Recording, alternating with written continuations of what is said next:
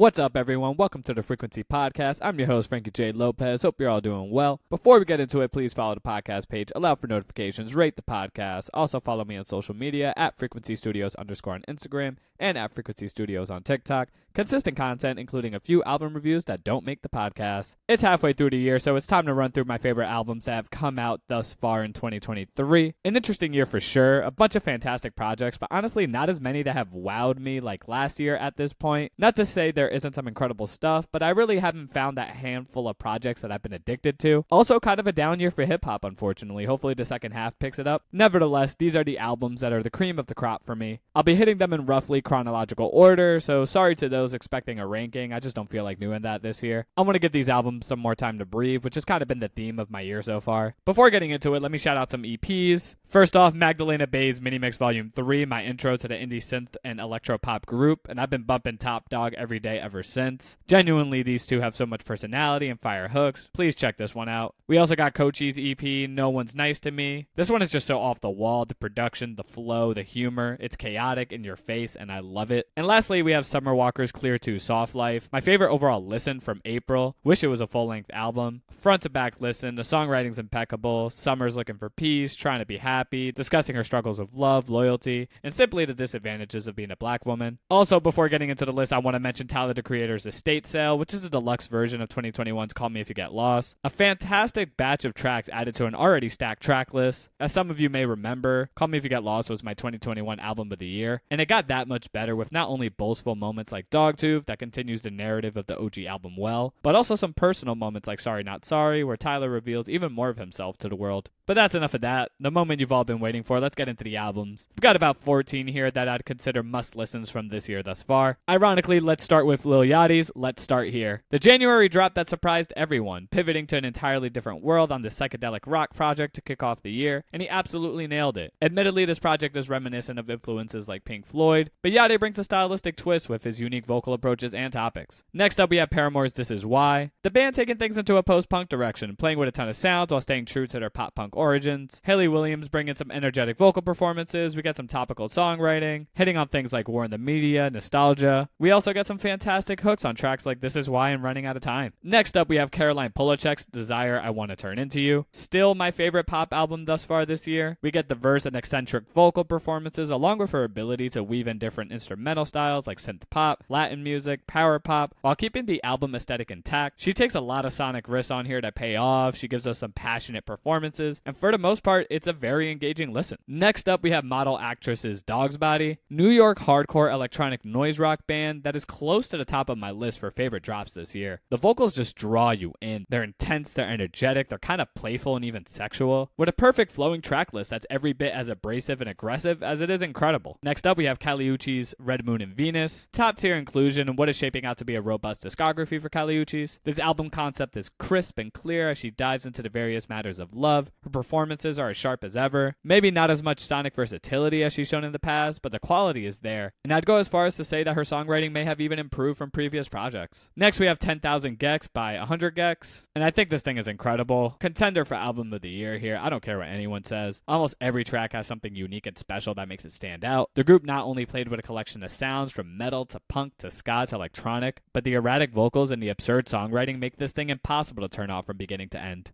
Next, we have Lana Del Rey's Did You Know That There's a Tunnel Under Ocean Boulevard? And there's a lot to love on this album. She impressively hits on a handful of emotional topics, talks a lot about herself and family, and she does it clearly and effortlessly with her emotions worn on her sleeve. All in all, just some incredible songwriting and vocal performances. And speaking of songwriting, next up we have boygenius' The Record, and all the styles of the individual members in this group just blend perfectly and seamlessly. Even the tracks that feel single-handed usually shine quite bright, and it fits well in the track list. And when all three of them are together on a track, forget about it. This thing's amazing. Next up, we have Scaring the Hose, JPEG Mafia and Danny Brown. Insane project. Both their performances here are consistent, memorable, and unique, along with the boundary-pushing production that will not only pique your interest due to the samples, but Peggy's ability to keep the album sounding refreshing and diverse throughout, but still having cohesion in his approach. And although I found the production leaning more into Peggy's comfort zone, Danny was clearly up for the challenge and fit like a glove. These guys blew expectations out of the water with this one. Next up, we have Live at Bush Hall, Black Country New Road. Road. An album that proved that Black Country New Road is here to stay even with Isaac Wood's departure. The live ambiance is incredible, the writing is as creative as it is intricate, the instrumentals are suspenseful,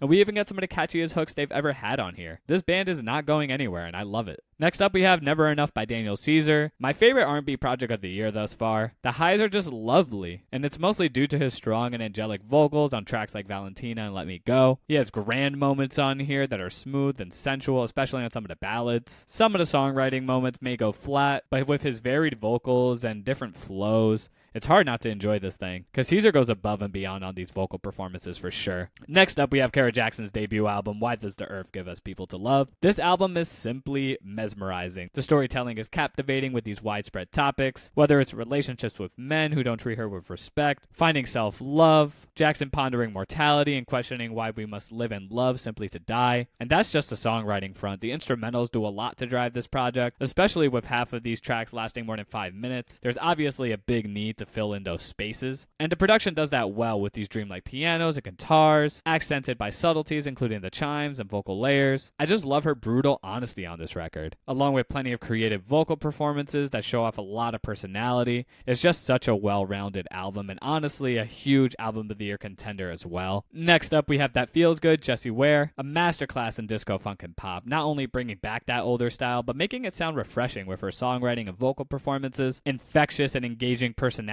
all over this thing, so many fantastic hooks that'll get you moving, groovy bass lines, enticing brass, Ware commanding your attention with her unshaken confidence, fantastic energy, speaking on the pleasures of human right, chasing good vibes, and even touching on deeper topics as well. And then lastly, one that came out relatively recently, the Lemon Twigs' Everything Harmony. This is my introduction to the Long Island indie rock band, and I was pleasantly surprised. We got some beautifully poetic songs, gorgeous vocal performances with lovely harmonies, and instrumentals that range across indie pop and rock. These guys are old souls and have a real knack for songwriting. Honestly, a lot of these hooks sound like you can pluck them off a classic R&B record. The cadences on the choruses are addicting, there are wonderful arrangements all over this thing, and it really is an album for anyone, whether you're looking for lighthearted jams or you want to be enthralled by the sonic and lyrical quality on here. So that's the end of the list. And before anyone mentions it, yes, there are a few June albums that would likely have made this list, but I didn't want to include them because I didn't finish the reviews just yet. But expect folks like the Foo Fighters, Feeble Little Horse, and King Cruel to make appearances on my year-end list. Let me know your thoughts. Did I miss any albums? Am I way off on the ones that I included here? DM me on Insta or TikTok and let me know. And until next time, I will see y'all later.